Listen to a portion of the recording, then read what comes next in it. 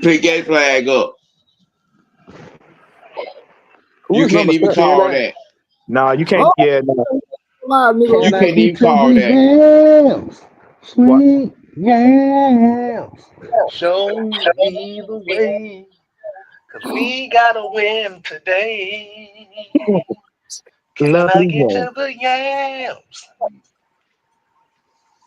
What's going on, people? What's going on, people? We got the post game reaction show with the heavy hitters live, featuring Yeah. the unholy alliance as we are one and all.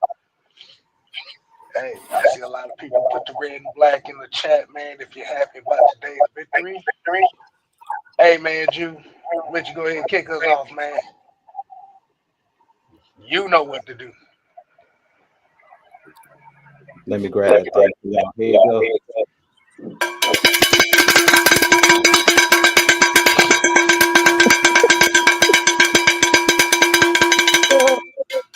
KK style. May I enter? May I sit up here and introduce the group? Go ahead. I am MC Do Rag, and these are the Do Rag Show. Shoot, Shoot up, shoot up. Hey, man, as we coming off a game here. Falcons defeat the Giants 34-7 with the highly anticipated debut of one Sir June Bud. So we're gonna let the fellas here go ahead and give us all their thoughts on this game so far. So, Sam, what you got on this? Um, if you were paying attention during the week and you heard Grady Jarrett and Jesse Bates, speak about this young man, he came as advertised. Um, him comfortable,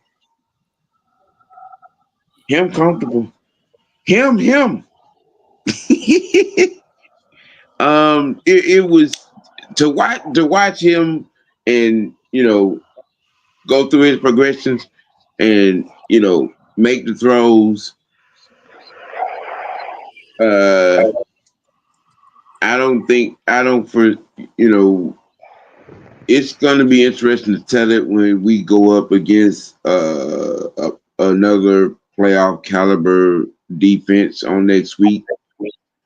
Um, but the bottom line to this week is we beat a team that we were supposed to beat, and we beat them how we were supposed to beat them. Mhm. Let me. If I may, I'm gonna go next. I want to put everybody in remembrance, and I've been saying this to Mike and them all while we was watching the game. This right here reminds me of the '08 game where Matt Ryan first got debuted. You had him on a team that had veteran weapons, veterans on offense that had helped them out during the course of this game. And that's exactly what you're looking at right now. Yeah, he had one interception, one. But if you looked at it, this young man elevated everybody on the offense. He elevated all the weapons. I mean, look at Tyler Algier. Look at how he played. Look at Ray McLeod. Even Blair. He elevated everybody. He commanded leadership. He stayed poised. And even when he got hit, he kind of shook it off. Okay, let's get back to play. But this is what I was saying in a couple shows back. This is what situation you want to put a rookie quarterback in because now he can flourish and do what he's good at. Mm, what you got, Jew? Yeah, man, it was one of those games picking up on where he just left off. Like, you guys know what I mentioned with Kirk Cousins last week. Just him being able to move in the pocket, that makes so much of a difference because it takes pressure off of your offensive line. It was one play where Michael Penix just scrambled for like 6 yards. The pocket was collapsing. He just took off and ran. And really, I really feel like it's the small, intricate details that we talk about. Today wasn't a perfect game, but what I liked about what I seen from Penix is his ability to get the ball out of his hands quick, his command of the offense, like they were talking about. Yeah, there was some times where you could tell the chemistry wasn't there yet, but he was the ball placement, the way that he was throwing that ball, he was putting it on the receivers. And like I said, his ability to move. We finally seen play action. We finally seen he can move in the pocket. He can step up. It's those small, intricate details where Kirk Cousins was getting so many negative plays because he can't move. So those plays where he was picking up 3 yards here, 6 yards there, continuing to move the ball forward, that was the difference to me in this game, where he wasn't back there as a sitting duck. So to me, it was simple. Like I said, when I seen Kirk couldn't move, at this point, you might as well say that he's injured. So at this point, that's what the difference that I saw with this team is like, because of Penix's ability to move in and out of the pocket and his ability to be on time with the football, the zip that he puts on the ball, because it was a couple balls early on in the game where the offense, the receivers weren't helping him out. They dropped like 2 or 3 early in the game that were right in their chest. Like he put it on them and they dropped it. So just to see the way that he played, he seemed like he was cool, calm, and collected. It seemed like he wasn't out there trying to do too much. And that says a lot for a rookie. But we know that he's played a lot of football in college. So to me, the dude is just mature beyond his years. Like it seems like he never gets too high. He never gets too low. So, I mean, I was impressed for his first start. Like I said, he did what he needed to do. He didn't put up the gaudy numbers, but we talked about it last week. We said, if you're going to dumb the playbook, all the way down the way that you did last week, they came back with a similar formula. Run the ball, couple play action passes here and there. And then what I tell you guys about being able to throw the ball deep. You seen with Mooney, he just tried to go over top, penalty, flag, 40, 50-yard penalty just with him just throwing the ball out there. The threat of challenging that deep third of the field, boom. That also opens up more space in the run game. And Jude, I just wanted to piggyback off something right quick. That completion to Blair, that's going to be something people need to look out for, because that deep pass right there, that was a beautiful pass. So yeah, you're right. Those deep passes he has the ability to make, that's going to put defenses on their behind. All right, Mike, what you got on that? Well, I'm here to tell y'all the truth about Michael Penix. All right, some of y'all gonna like it, some of you not gonna. I saw a number of mistakes as far as his ball placement, where passes need to be. You heard Moose say a couple of times in certain situations, you just don't throw the ball into traffic. Whether that guy, you got to be sure if you throw that ball into traffic, that you're throwing it to your best sure-handed receiver. And those are the small things from a football player. When you understand that this is a bad pass, those things get intercepted. Now, whether or not the player still has to catch the ball, but as a quarterback, you got to make those right decisions in certain moments. That was a bad pass. For me, I think that's a bad play call more so than it's a bad pass. And that's something that Zach Robinson has to understand. It's those situations that you just don't put your quarterback in unless you know for sure that he can make that throw. And when you have a young quarterback, you can't call those types of things. So I saw a lot of mistakes as far as Penix, but the thing that I like most about him is his command of the offense. I love his confidence of the offense. I love that when he's standing in the pocket, I'm always looking at the quarterback's eyes. I'm always looking at his composure. This kid was composed, okay? He was composed, okay? I'm going to say this, and I'm going to say it loudly. I have not seen this type of composure so far in a rookie since Matt Ryan. Okay? Yeah, I said it. We're talking about composure. Whether he continues to be a great quarterback, whether he continues to be a great player, only time would tell. So far, I love his composure. I love the fact that when he's in there, man, like the offense and the players, man, like they know it's going to get there in a hurry. And I think one of the things, as far as the drops is concerned, from all receivers, Drake, Mooney, Kyle Pitts, all those guys drop passes. So this ain't one of them situations where it's like I'm gonna nitpick and drop pass. I'm not gonna, because it's, again, if you ever play with a left hand quarterback and a right hand, the spin on the ball is completely different. Like even the way the ball comes out of his hand is different. You know what I'm saying? So the Falcons are gonna have to switch up a lot of route concepts when it comes down to Mike Penix. But at the end of the day, man, it's like I love what I love the command of the offense. I love how the offense aligned. Like I love how Drake came. They came to play for their teammates. They picked each other up. I just love what I saw from this offense, man. So Junebug, is he him so far from a rookie standpoint? Y'all know I'm not gonna jump out on the. Not gonna jump out there and say he's arrived, because he hasn't arrived. It's all about consistency. So far, from a rookie standpoint, I love the decisions. I love his composure. I love that he took those chances as a quarterback.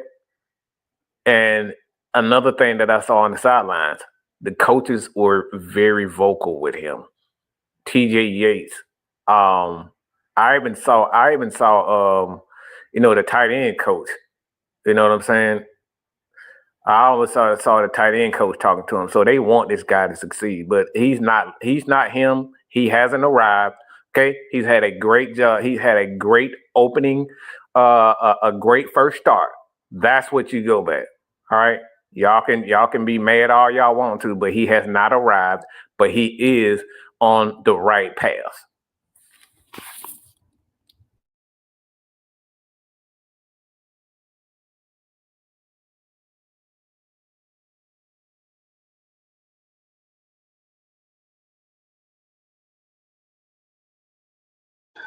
Sam said it at the beginning with this comment right here. You beat the teams you supposed to fucking beat. Yeah. Excuse me. I didn't mean to say that. I let that slip. But nah, you're right, K Styles. Y'all got to understand, this right here is very important for a rookie quarterback. You know what I'm saying? Because if we didn't handle our business, they could have still won the game. Doesn't matter what their record is. A team is a team, period. For your rookie quarterback, you want to put them in the best position to win with the best team around them. And this right here builds his confidence. Yes, we don't take them as a threat, but if we don't do our job, they can beat us. So yes, it is a serious deal, because now you got to think about it. He's going into a more serious situation next Sunday. So yes, you want this to be his win. Hey man, maybe I should put my Black Panther clothes on, because apparently he's a black quarterback that Mike doesn't like black quarterbacks. It's kind of funny, because when I was all on Desmond Ritter, y'all call us stupid for supporting Desmond Ritter. So now, because we're not jumping off the ledge for him, Michael Penix early in his year, so now it's about it's about. You got to remember, when they talk about black quarterbacks, they don't talk about all black quarterbacks. They talk about the black quarterbacks that's popular. But what I would say here is, too, as much as we're talking about it, I definitely want to give my shout out to the O-line in this game. Sam, I got a question for you.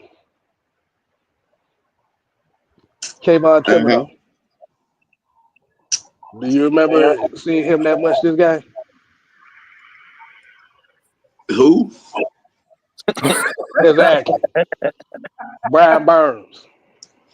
Who? That's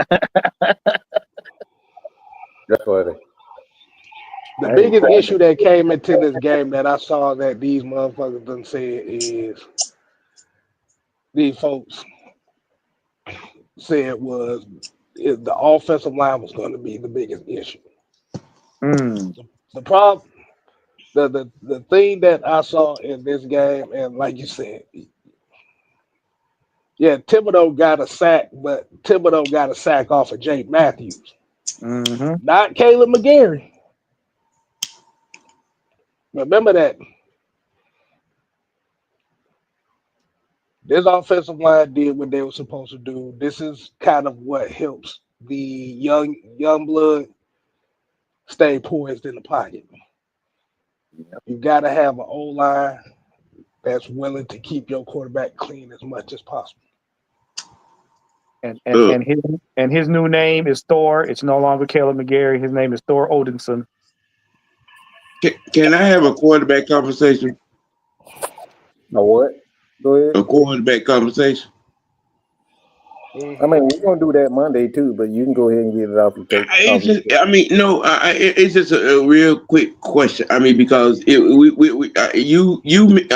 based on the comment that you made, in this game, I don't know how particular most people are when watching this game. When you saw him, even if you were paying attention on the replay, how he looked off the safety and made a completion to Drake. Sam, I haven't seen that a lot. I'm just gonna be real. I haven't seen that a lot from quarterbacks. Those types of things. I saw it with Matt Ryan. I didn't see this from Drew Brees. I saw it from Peyton Manning. But it's not a lot of quarterbacks that I've seen him look guys off. Those are things that are unique. Seasoned veterans do, man. Yeah, so I haven't seen it a lot, and like I said, I don't care who. I don't care if this dude is my team, is my quarterback on my team. I don't care. I never jump out on a limb and say he is him. Yeah, what I've seen is special from him. The way that he released the ball, the way his poise in the pocket, the way he delivered, the way he's just right. Everything about Penix right now is just absolutely amazing. But that doesn't matter. Why? Because you got to do this game after game. That's why you're the leader. You're getting paid $50 to be consistent. It's not to have spots of greatness. You have to have spots of being good, a good quarterback. A good quarterback. It's consistent quarterback play. So until he has those back-to-back games of doing exactly this, he doesn't have to have 200, 300 yards passing for me. It's consistency. So no, he's not him yet. He knows he's not him because it's about, look, he hasn't played the Baltimores. He hasn't played the Philadelphia. He hasn't played the Chiefs. He hasn't played these guys yet. So let's relax on that. I am encouraged though. Like I said, I'm beyond. Look, I was about to beat my own nutsacks. All right. Hey, all right. Hey. So, I'm gonna just keep it real. That's how I'm confident and how excited I am about this kid. But it's about consistency. We've seen guys play well in one game. And Jew, I hate to bring Jew's name up here, but Jew talked about this last year with Desmond Ridder. He said, yeah, he could. Yeah, he's cool and he's good, but look, we need to see a consistency. So Jew said it, Jew. Go ahead. Am I wrong? Go ahead.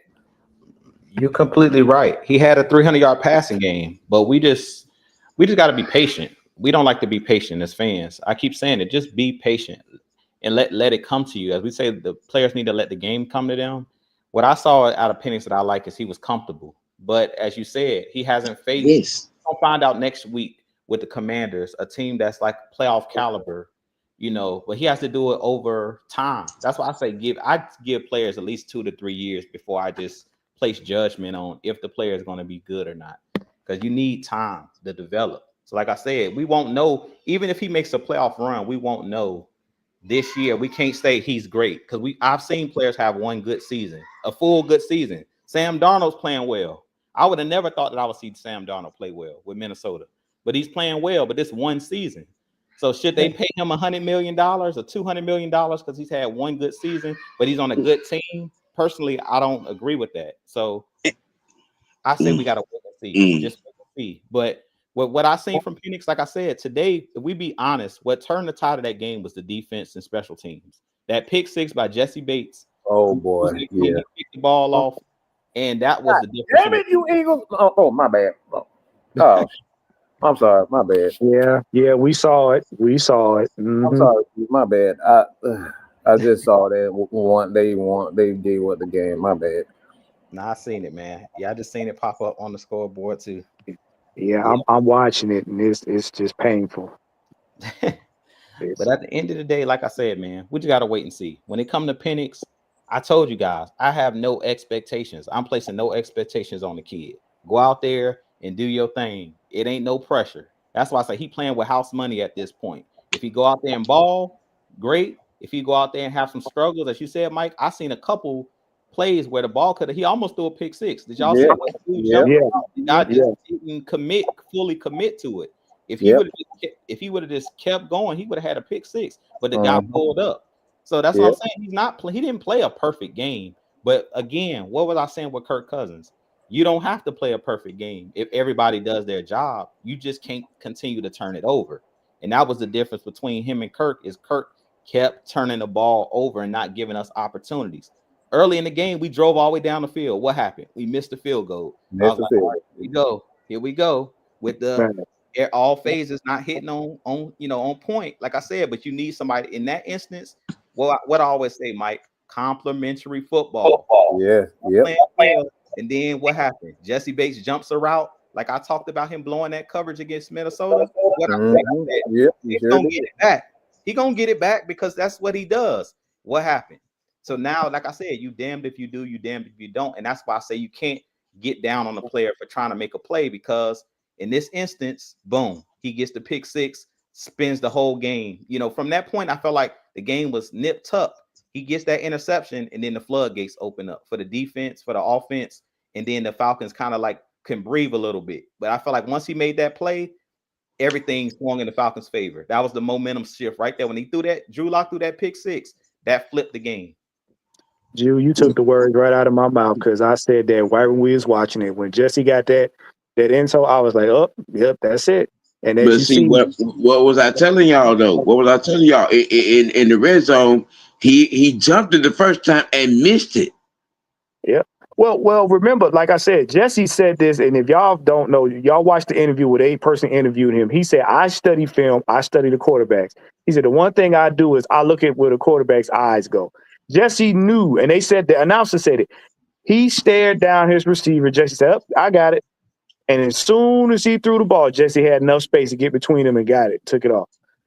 That's what he does, that off season and in season. That's who he is. And as far as Penix, look, I told y'all, Penix is gonna make rookie mistakes. Nobody escapes it. So you got to get this man some grace. Get this man some grace. He gonna have some learning. He gonna have some learning periods. But you want him to come into in the NFL league with confidence. This win meant more to him than it does the fans. I'm gonna be honest with you, because now he can do what now he's comfortable enough to go out there and play to win.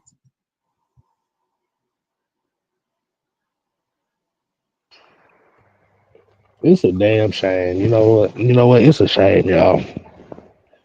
Don't worry about it, Kill. No. I'm gonna say something on that. So if somebody ain't whipping their Penix out and jacking it on camera, so that means we hating on. That's interesting. But Yeah, really interesting. we'll deal with that in another time. But the defense did what it was supposed to do. Mm-hmm. Bijan Robinson right now is evolving into a running back that he is evolving as a running back. Not a lot of jump cuts, not a lot of wasted motion. He's going to get it. That's what I always say. No wasted moment. None. But let me get some numbers in here for y'all right quick, man.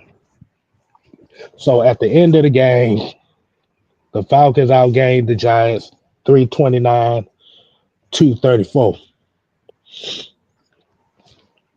21 first downs, 9 for 15 on third down. Mm. 0 sacks allowed. That right there. 30 35 minutes of time of possession. Ooh. That's a very efficient game offensively and defensively. Like you said, Caden Ellis comes up with another sack. Ebiketie with another sack. Mm-hmm. Judon gets a sack. I think they said they put the thing out where they said that Judon was the first Falcon player since Croy Bierman to get a pick six and a sack in the same season. Woo, boy, that's crazy. I think he's kind of, relishing in his role with the Atlanta Falcons now. I think he'd be a nice. Um, right now, I just love what I'm seeing from Ebby Kitty and Caden Ellis. Those guys are stepping up to be the edges that we need. I'm extremely what I've seen with Ebby Kitty is he's not doing all that dumb spending for no reason and stuff. He's getting around that corner, dipping and getting to the quarterback. No wasted movement. And I think that's what's been holding him back is that he's just trying to do too much. And a lot of times you don't have to show all the aspects of your arsenal in regards to your pass rush moves. And I think he's understanding that rip move for him. That rip move, that under rip move for him has been absolutely amazing. And like I said, he's killing them tackles, boy. I love what I'm seeing from every kid. And y'all know how critical I've been to him. I'm proud of him. I love what I'm seeing from him. But we all know he had the talent to do it. Now he's showing it. Wow. What you about to say, one? Bryce Young just beat the Cardinals. Yeah, that's what I'm saying. Wow. It's not like I said. It's not over for the Atlanta Falcons. You know what I'm saying? Um, I'll say this about what I'm seeing. I don't like what I'm seeing early in games for the Atlanta Falcons. For me, that has to change.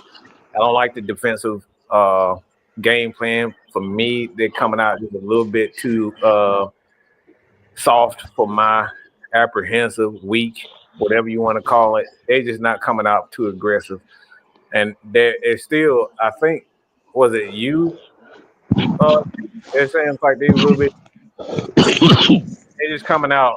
I don't know what to call, but they just coming out like they're scared, waiting for the opposition to make a move instead of just being aggressive. That you do.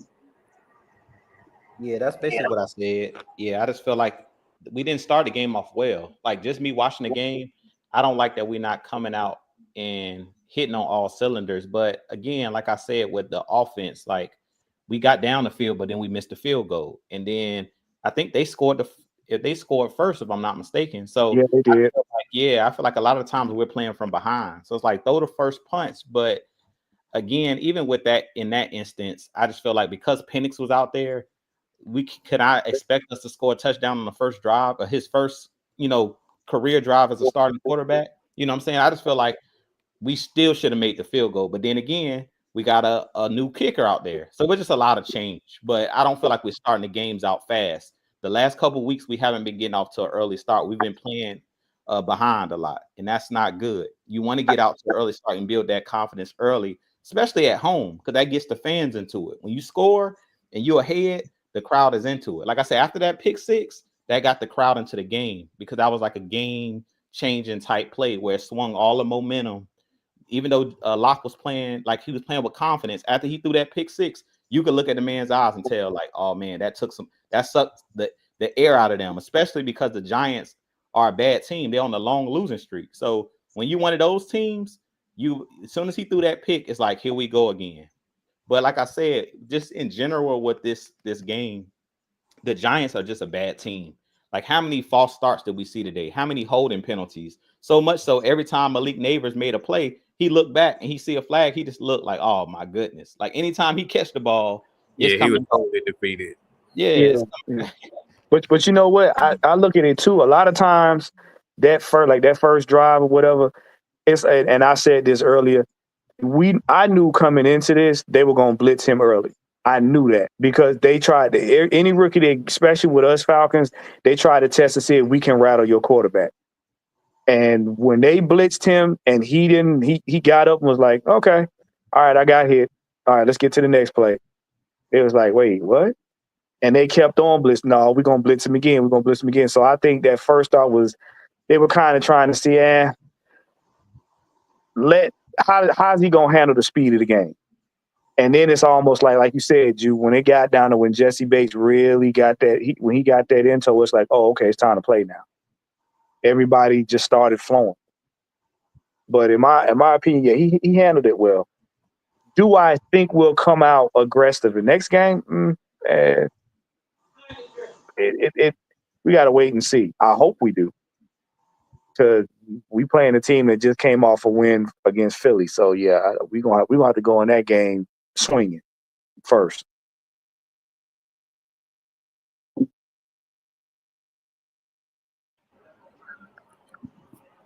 Once again, I'm gonna say this was definitely one of those games that you had to win, regardless on what the team or the quality of team it is.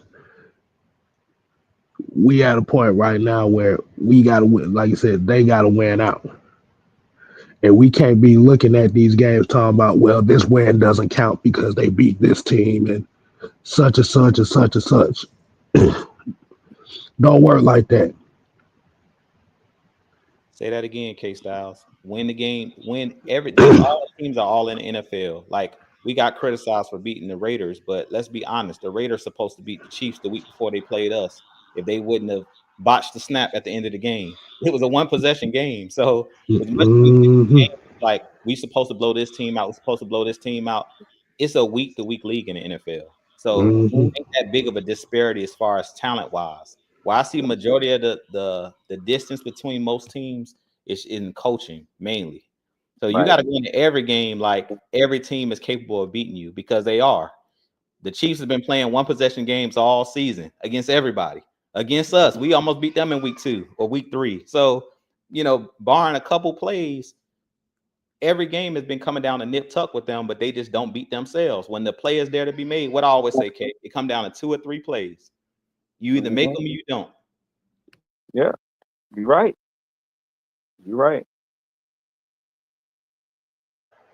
So yeah, so that's what kind of irks my nerves when I see that, because as Juju would always say too, is your schedule, the success of your schedule always come down to those particular teams that you're supposed to beat, but you don't beat. Right. And you go right back and look at it like, damn, should have beat them. The teams that have success know how to win and adjust in situations. That is why Kansas City is out front. Kansas City is out front because they've learned how to win in situations, situation by situation. It doesn't matter. We can sit up here and cry and bitch and moan about how Kansas City is winning, but does that matter? Not really. They've won 2 championships already. They're going for another one. You think they care how they win? Nope. You think they give a flying freak about how they win it? Absolutely not. They trying to get back to a Super Bowl. Back to a Super Bowl. All right. They beat teams that they should beat. Okay? It don't matter if it's by 3 or it's by 10 or by 20. They get the job done. And this is one that has been plaguing the Atlanta Falcons, since the day we drafted Matt Ryan, to be honest. We lose the team we should be beating. And that's why we've been out of the playoff the last 3 years or so, because we lose the team we shouldn't beat. We lose the team we should beat. That's the real reason why we are. It's not because of the lack of talent and lack of coaching. We lose the team we shouldn't be losing to. Good teams don't beat themselves. The great Jew Talk Sports always say this. Just saying. So the question, so my question is for everybody that's watching this chat and everybody up here in the panel. What would have been the talking point if the Falcons would have laid an egg today? Oh, it'd have been a whole lot of stuff. Number one, it'd have been coaching. I guarantee you. So I'm asking the people in the chat too. If the Falcons laid an egg today, what do you think the talking point would have been?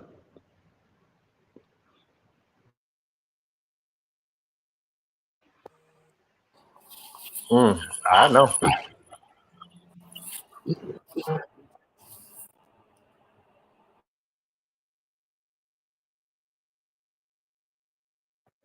Like you said, man, shoot, regardless on whether it's the Giants, whether it's the Commanders, whatever.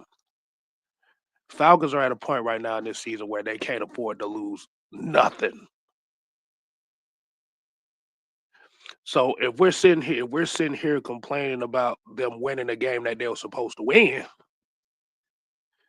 then like you said, then you got bigger issues with yourself than what everybody else does. I'm just saying. So I want to get everybody's player of the game in this game. Mike, go ahead and kick us off, man. Who you giving the game ball to this game? I gotta get to that big belly monsters, them big belly monsters up front, man. I was very surprised. And I probably shouldn't be surprised because those guys came out and they were extremely aggressive and physical. Even if it's it don't matter. Like Giants have talent up front. They have talent up front.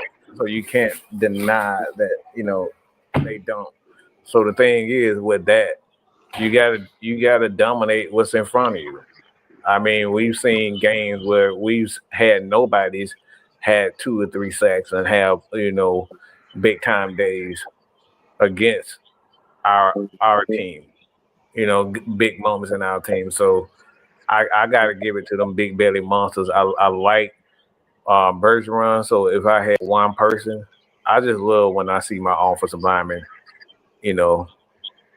get physical with a defender and step up for his guys. Drake, there was a moment when they kept pushing Drake back and Bergeron came from the other side of the field to defend his dude. I love that. So I'll say Bergeron.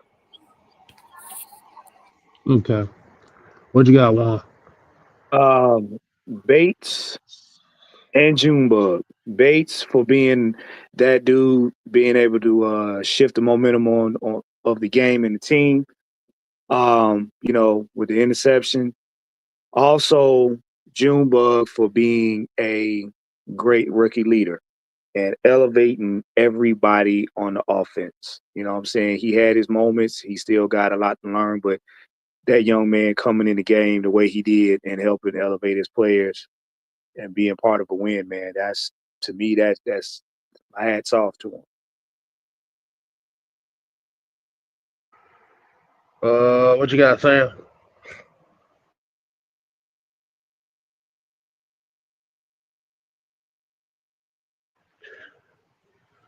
Samuel. All right, Drew. What you got? Who you get? Oh, my bad. I forgot I was on mute. Who you get game ball to, Sam? I'm gonna give it to Caden Ellis. Nice. He was the X factor that allowed, this defense everybody to perform in their respective positions, so sort of the catalyst, so to speak. So I'm gonna give it to Caden Ellis.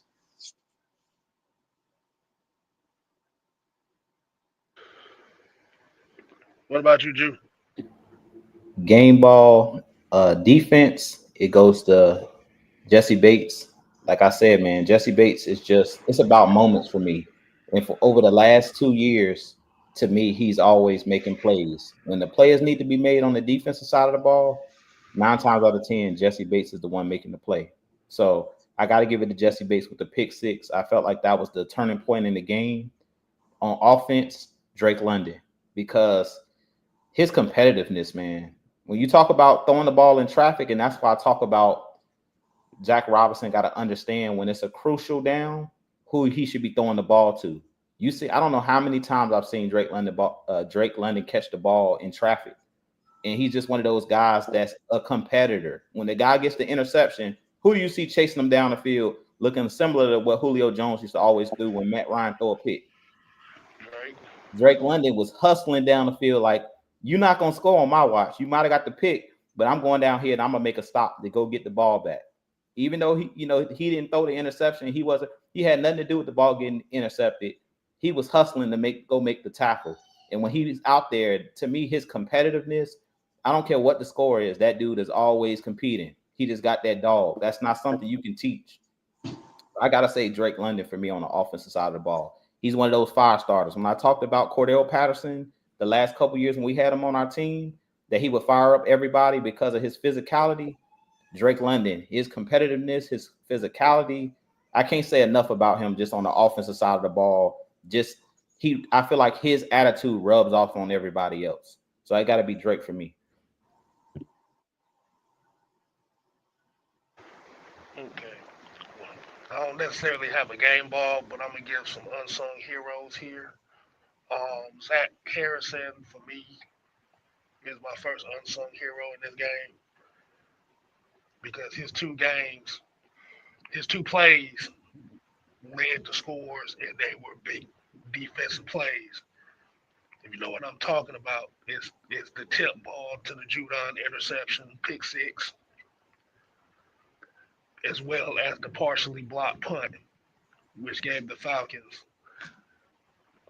good field position to do the damn thing. But offensively, I'm mad at you because you actually took mine. But I'm gonna say Drake London. His fiery ass attitude is what lit this team up another notch. I think that's why his hamstring gave out on him. He was too amped up. Yeah, somebody need to calm him down. He be way too amped up where he's going to get us penalties. I like the fire, but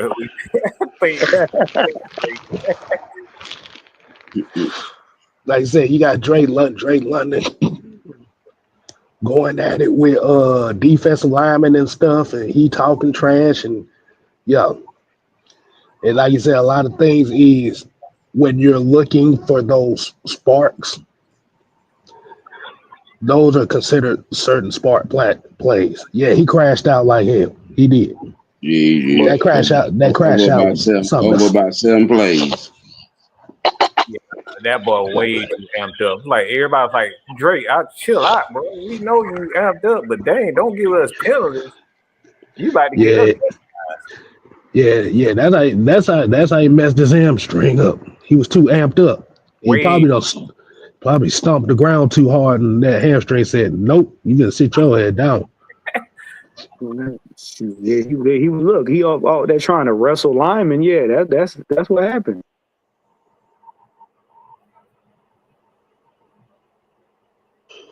Got too much more to say about this game, man. Like you said, man, Falcons pulled the dub out. We got 2 more games that we have to play, and we have to win both of them. Let's go ahead and give everybody's final thoughts on this before we get up on out of here. So we're gonna kick this off with Juan. Let you kick us. What's your final thoughts on this game? Hey man, look, good week. We got us a Christmas present early with this win. Just prepare and get ready to play. You know, the Commanders.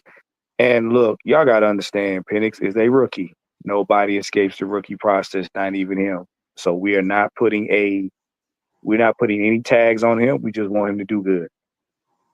All right. So that's pretty much it, man. Just let the Falcons do their job. And let's go ahead and pull out this win. That's all I got.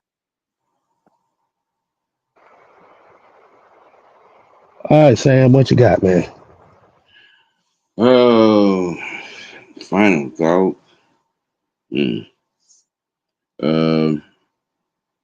Good defensive game. I hope it continues on next week with the Commanders.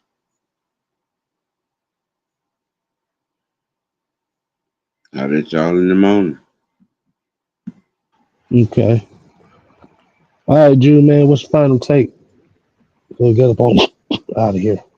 My final thoughts is my prediction is the Cowboys gonna smack the Bucks tonight. They're not expecting it, but I heard a stat that Baker Mayfield is 0-6 on in prime time. So Ooh. my thought is the Cowboys pull the upset. They go in there, they go down to Dallas and take that loss because now they're gonna tighten up after they seen the Falcons just win, and they know they can't make no mistakes. And I feel like it's gonna be too much pressure, and I think that it's gonna end up coming back to bite them in the tail. So I really think that they were playing with house money because the Falcons were not playing well. But trust me, the Bucks was watching today's game. Oh yeah. What's up? They know that they can't afford to drop any of these games because there's no guarantee at this point. So I really feel like tonight is that game that I really feel like the Cowboys are going to stop the Buccaneers. I think a lot of people are thinking because the Bucks played well and blew out the Chargers that they're playing too well for Dallas to beat them. But I keep saying it, it's a week to week league. Kirk Cousins threw for 500 yards. I sat there and watched that, and then I watched this man go ball out in October.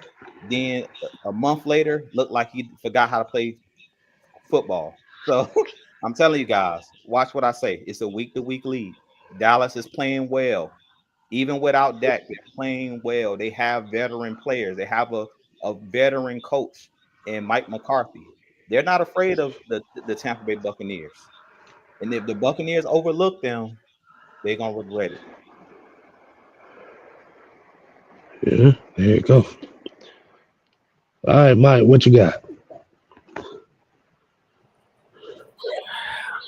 Well, I think it just comes down to how this Falcons team.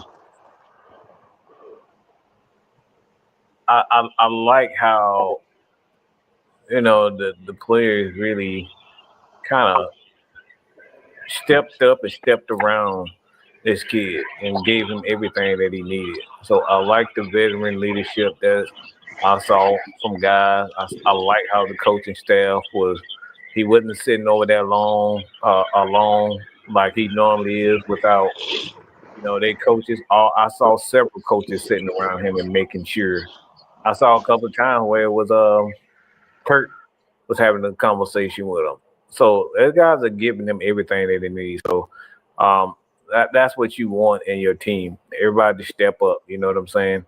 I give Kurt credit. He hasn't came out with any statement that is going to hinder any it's going to make him look bad or just add a little bit of unnecessary drama to this team. He's been an amazing professional. So shout out to Kirk Cousins for that, man. Because like I said, he could have easily came out and made a headline and say, "Look, I'm not gonna stand around here. I'm not gonna be nobody, second guy." He's like, "Look, I'm here to, to back up, give him what he need." I mean, before the game, he was praying with the kid. I thought that was a beautiful moment. And that's what you need. You need team and players, teammates like that, and people like that. You know what I'm saying? You need people on your team like that. So Kurt is a good dude, man. Like I said, it just comes down to, sometimes Father Time is like you just wake up and you can't run a 4-2 no more. You know what I'm saying? You just can't do a certain thing no more. It happens to everybody. And like I said, it may not be the end for Kirk Cousins, but he's handling it the proper way. So shout out to Kirk Cousins, man, for being an absolute professional about that, man. Well, there really nothing much more I need to say on this. Like you said, just for simple fact, good win, Falcons. Because everybody gonna be tuned into that Buccaneers Cowboys game tonight. Mm-hmm. So, shoot. Hey, man, y'all continue to go ahead and watch some more football, man. And we're going to leave up out of here, man. So, till next time, people, we're here to play. Oh, no. We here to stay. Oh yeah. We ain't gotta go home. I mean, you don't have to go home. But you do have to tie on your do-rags. Do-rag shouty out. Shout Do-rags. it.